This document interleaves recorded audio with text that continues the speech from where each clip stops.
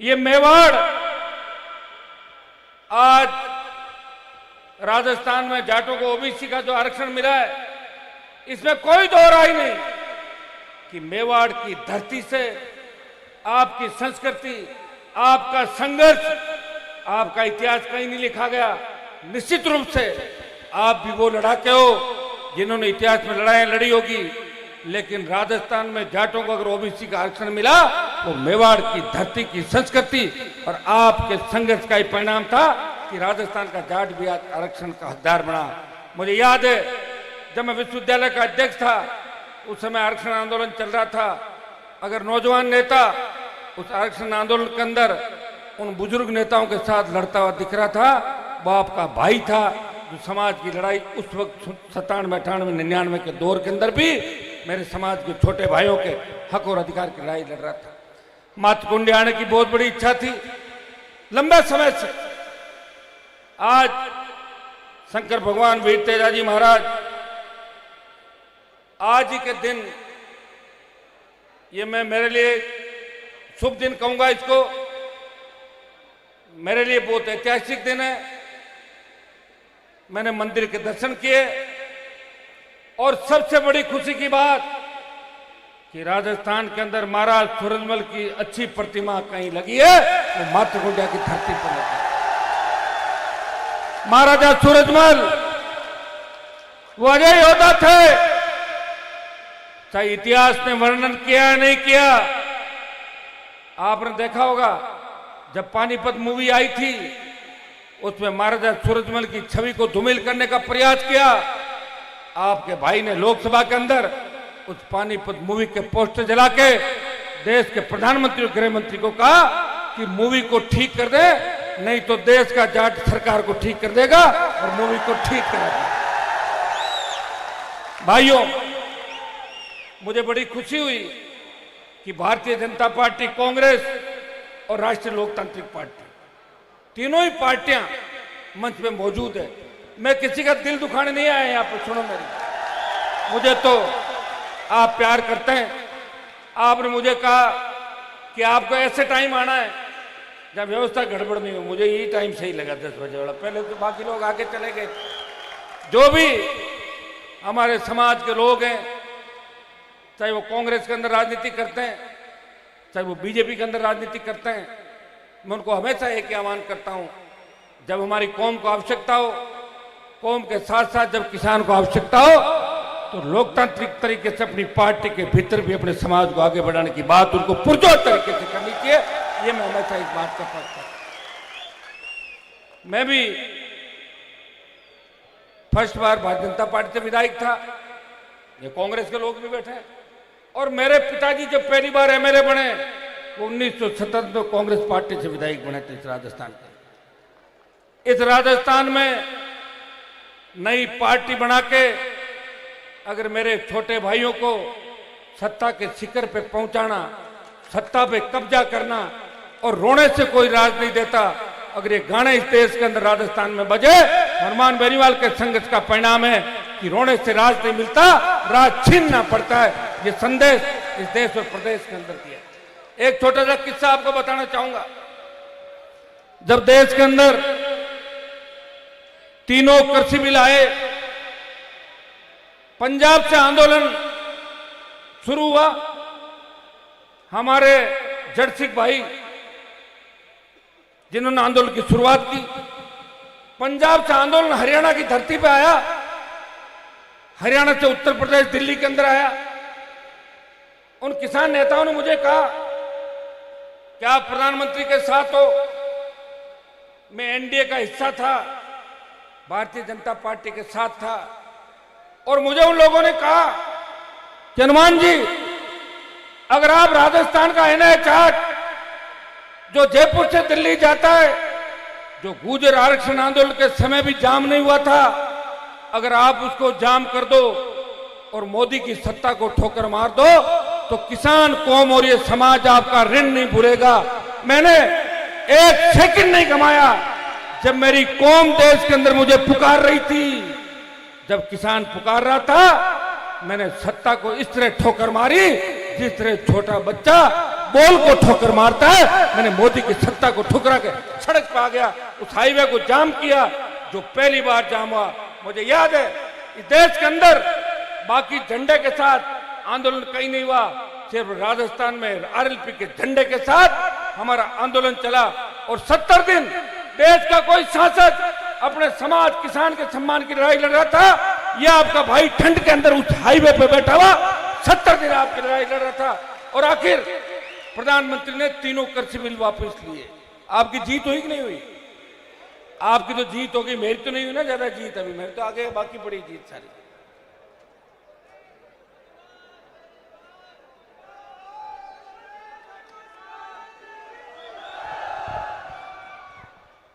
जब देश के अंदर अग्निवीर योजना आई,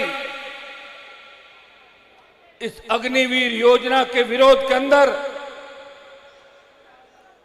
जोधपुर में 2 लाख जवानों की रैली,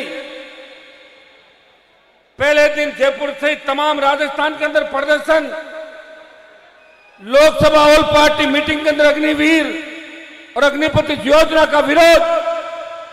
और आज भी आप देखते हैं जब पार्लियामेंट में मेरे भाषण की शुरुआत होती है तो अग्निवीर, किसान कर्ज माफी, ये प्रमुख मुद्दे मेरे होते हैं। मैं आपको विश्वास दिलाता हूं कि एक और आंदोलन राजस्थान के जवानों को करना होगा।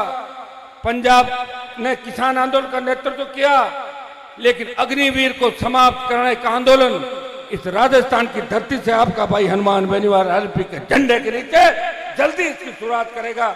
और आप मेरा पूरा सहयोग करोगे कि नहीं करोगे? क्योंकि मेरे भाइयों, अगर फौज ही हमारे पास नहीं रही तो गीत नहीं गाए जाएंगे। जो गीत गाए जाते हैं ना, कोई सिख, कोई जाट, मराठा, कोई गोरखा, कोई मद्रासी, वो इसलिए गाए जाते हैं कि हमारी जाट रेजिमेंट बड़ी लड़ाई लड़ी।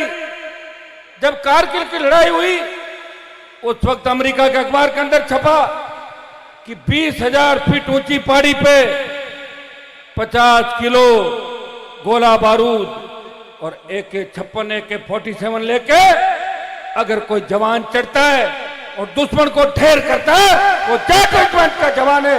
ये अमेरिका ने छापा था। सबसे लड़ाकू मजबूत हमारे जो रेजिमेंट है उसके जवान। लेकिन दुर्भाग्य से अगर इस तरह की व्यवस्थाएं लागू हो गई, 4-4 साल के अंदर आप संविदा पे, सेना पे लोगों को लड़ने लग गए, तो लोगों का सेना से विश्वास उठ जाएगा। हम किसी पार्टी का विरोध नहीं कर रहे, लेकिन अग्निवीर को समाप्त कराने के लिए हनुमान बेनीवाल अपने छोटे भाइयों के लिए चाहे कितनी बड़ी लड़ाई लड़नी पड़े, दिल्ली कूच करेंगे। और उससे पहले आज का ये धार्मिक कार्यक्रम है, इसमें लंबी राजनीतिक बात मैं नहीं करूंगा, लेकिन दोबारा मेवाड़ की धरती पे इन जवानों को न्योता देने आऊंगा। मुझे याद है जब बल्लभ नगर के अंदर चुनाव हुआ था, आपने एक पार्टी को चौथे नंबर पर धकेल दिया था। बल्लभ नगर के कपासन के अंदर 2 बार हम लड़ रहे हैं और फायदा बीजेपी को हो रहा है कि नहीं हो रहा? बताओ मुझे, कहीं ना कहीं फायदा हो। तो मुझे तो लग रहा है कि मेरी वजह से दोनों पार्टियों को कहीं ना कहीं फायदा हो रहा है। अब मैं यही काम थोड़ी करते रहूंगा। मैं चाहूंगा कि मेरे किसान जवान को कैसे फायदा हो। 52 से लेकर आज तक हमारा मुख्यमंत्री राजस्थान के अंदर नहीं बना, हमारा सीएम कैसे बने, ये लड़ाई भी हमारे को लड़नी है। भाइयों, 5-5 मुख्यमंत्री हुआ करते थे 1952 से लेकर आज तक। पहली बार कोई कैबिनेट मंत्री देश के अंदर नहीं है। मैंने लोकसभा के अंदर कहा, प्रधानमंत्री जी हमारा कैबिनेट मंत्री क्यों नहीं है? जो कौम 100 से 150 सीटें प्रभावित करती है उसका एक भी कैबिनेट मंत्री नहीं है। निश्चित रूप से इस लड़ाई को बल देंगे और आपको और ताकतवर करेंगे। एक बार संदेश नौजवानों के बीच देना चाहूंगा कि नशे की प्रवृत्ति आपको कमजोर कर रही है। हमें नशे से दूर रहना है। नशा एक ही चीज का रखना है कि सत्ता पे कब्जा कैसे करें। इस बार 40,000 आए हैं तो अगली बार 70,000 वोट कैसे? बताओ, मैं अकेला लड़ते लड़ते सत्ता पे कब्जा थोड़ी कर सकता हूं। वो मुझे और सीटें चाहिए राजस्थान के अंदर, जगह जगह सीटें चाहिए। भाइयों, यह राजस्थान में ऐसी व्यवस्था नहीं रही। इस राजस्थान गुजरात को छोड़ दें तो इस देश के तमाम राज्य जहां क्षेत्रीय पार्टियां राज कहीं न कहीं राज कर रही है, कहीं न कहीं लड़ रही है। हरियाणा, पंजाब, दिल्ली, यूपी, झारखंड, बिहार, तमाम साउथ के इलाके, तमाम नॉर्थ ईस्ट के इलाके। लेकिन दुर्भाग्य से राजस्थान में नई पार्टी नहीं बनी। पार्टी बन के, नई पार्टी बनने से क्या होता है कि बैलेंस रहता है बराबर का, कोई बदमाशी नहीं कर सकता। लेकिन नई पार्टी बनी नहीं राजस्थान के अंदर, बनी, उस पार्टी का सत्ता पे कब्जा नहीं हुआ, उसकी सीट नहीं आई। राजस्थान बहुत बड़ा है, 1200 किलोमीटर लंबा, 1000 किलोमीटर चलो। आप तो मेवाड़ के अंदर कोशिश करो सुबह से शाम, मेवाड़ पूरा नहीं कर पाओ। कहाँ जैसलमेर है, कहाँ धौलपुर है, कहाँ डूंगरपुर है और कहाँ गंगानगर है, चल के बताओ नक्शे के अंदर सारा। तो भाइयों, आपको एक जंग और एक लड़ाई और लड़नी होगी, लेकिन अपन अकेले नहीं लड़ सकते। उसमें यहाँ का आदिवासी भी शामिल होगा, यहाँ का शेड्यूल कास्ट हमारा भाई भी शामिल होगा, ओबीसी का भाई भी शामिल होगा। सामंतवाद के खिलाफ जिन लोगों ने लड़ाइयां लड़ी, जिन लोगों ने आपको उस समय हमारी कौम जिन्हें पकड़ के वोट देने बूथ तक लेके गई, आज हमें सोचना होगा वो लोग हमसे नाराज क्यों हो रहे हैं। कहीं न कहीं हमारे अंदर कमी तो नहीं है। मुस्लिम हमसे दूर क्यों जा रहा है, मेघवाल दूर क्यों जा रहा है, ओबीसी के दूसरे भाई दूर क्यों जा रहे हैं। अगर सोचेंगे तो निश्चित रूप से इसका रास्ता भी निकलेगा। मैं आपको विश्वास के साथ कहता हूं कि मुझे शेखावाटी, मेवाड़, भरतपुर अंचल, इन 4-5 जगहों पर अगर एक एक नेता मजबूत मिल जाए तो मैं राजस्थान की तस्वीर और तकदीर दोनों बदल दूंगा। अकेला व्यक्ति हूं, लड़ रहा हूं, प्रयास कर रहा हूं, और मैं आपको विश्वास दिलाता हूं कि वो दिन दूर नहीं जब देश के, प्रदेश के किसान का कर्जा माफ कराएंगे, चाहे हमें कुछ भी करना पड़े, कितनी बड़ी जंग लड़नी पड़े। एक बार किसानों को बूस्टर डोज देने के लिए कर्ज माफी की बहुत बड़ी आवश्यकता है और एमएसपी खरीद गारंटी का कानून बनने की बहुत बड़ी आवश्यकता है। बेरोजगारी जो सबसे बड़ी दिक्कत है, बेरोजगारी का मतलब ये नहीं है कि सबको सरकारी नौकरी लगा दो। सरकारी नौकरियां आज मेवाड़ के अंदर, निम्बाड़ा से लेके चित्तौड़, भीलवाड़ा के अंदर कितने उद्योग है, कितनी फैक्ट्रियां लगी हुई है, कितने उद्योगपति यहाँ पैसा कमा रहे हैं। कई जगह तो इतने प्लास्टिंग कर रहे हैं कि गांव के गांव खाली हो गए, गांव के गांव टूट गए, दरारें पड़ गई। सरकार कुछ नहीं कर रही है। हमारे जो नेता होते हैं वो उद्योगपतियों के मुनीम बन जाते हैं। मारवाड़ के अंदर तो हमारे आधे नेता उद्योगपतियों के मुनीम है। जब उनके हेलीकॉप्टर आते हैं परिवार के, तो हमारे नेताओं के परिवार उनको तिलक लगाने के लिए हेलीपैड पे जाते हैं। मारवाड़ के जो हमारी कौम के बड़े नेता आपको दिख जाएंगे कहीं कहीं घूमते हुए और तिलक लगाते हैं। भाइयों, मैं हमारे कांग्रेस भाजपा के नेता बैठे उनको भी कहना चाहूंगा, स्थानीय लोगों को रोजगार कैसे मिले, इन कंपनियों का दिमाग ठीक करें, मजबूती लाएं, और एक बार वैसे नहीं हो तो सड़क पे मैं इसके लिए मेवाड़ के अंदर 5-7 दिन का कार्यक्रम भी करूंगा और कुछ कंपनियों का दिमाग भी इस बार मेवाड़ की धरती पे ठीक करेंगे ताकि हमारे बच्चों को रोजगार यहाँ पे मिले। मैं प्रयास कर रहा हूं कि राजस्थान की विधानसभा और लोकसभा ऐसे कानून बनाए कि जिस किसान की जमीन जाती है, जिस गांव के अंदर कोई फैक्ट्री उद्योग लगता है, वह 80% स्थानीय इकाइयों को, लोगों को रोजगार मिलना चाहिए। भाइयों, जो भारतमाला आई, मुंबई दिल्ली एक्सप्रेसवे बना, हमारी जमीनें जिस तरह नेशनल हाईवे, जिस तरह दूसरे कामों में किसान की उपजाऊ जमीन ली जा रही है, क्या मुआवजा मिलता है हमारे को बताओ मुझे। गांव खाली हो जाता है मुआवजे के नाम पे, 5 लाख, 8 लाख, 9 लाख, 3 लाख रुपए बीघा। जमीन कितनी का हमारे पास? 5 बीघा, 15 बीघा, 10 बीघा। हम क्या करेंगे? तो सरकार को इस भूमि अधिग्रहण जो बिल है, इसके अंदर भी रेटें बढ़ा के किसान की मजबूती देने के लिए आवश्यकता हो तो ही भूमि का अधिग्रहण करें। कोशिश ये करें कि बंजर भूमि और दूसरी भूमि अधिग्रहण करें, उपजाऊ जमीन कम से कम अधिग्रहण करें। अगर उपजाऊ जमीन अधिग्रहण कर ली तो हमारे पास क्या रह जाएगा? हमारे पास पहले ही जोत घट गई। 100 बीघा दादा के पास थी तो 2 भाई, पिताजी के पास 50-50, पोते 4, गई 25-25, 12-12 बीघा जमीन है लोगों के पास, वो भी कोई नहरी इलाका नहीं राजस्थान के अंदर। इसलिए मैं ये भी प्रयास करूंगा कि जहां भी आवश्यकता सरकार को पड़े,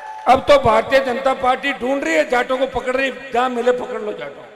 आप चिंता ही मत करो, सब ठीक होगा। जो जो काम करते जाएंगे उनका नंबर आता जाएगा, ठीक है।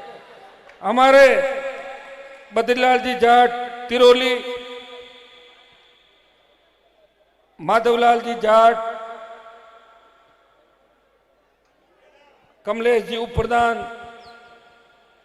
भाई शिवानी वकील साहब, कालू जी उठेल, हर्षल पूरी, हमारे शहजाद भाई, माधु जी पाली,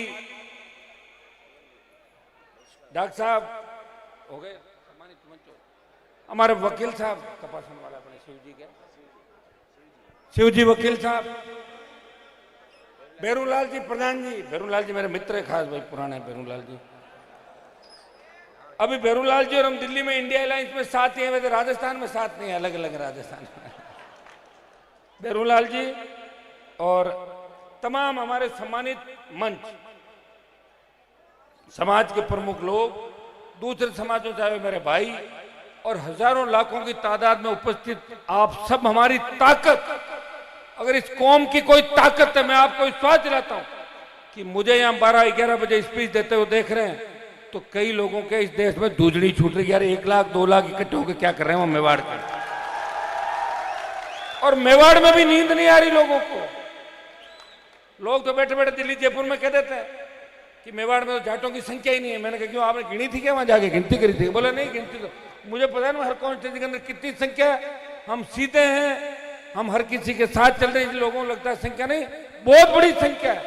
और दूसरी जो जातियां किसान कौम है वो भी हमारे साथ तैयार खड़ी है।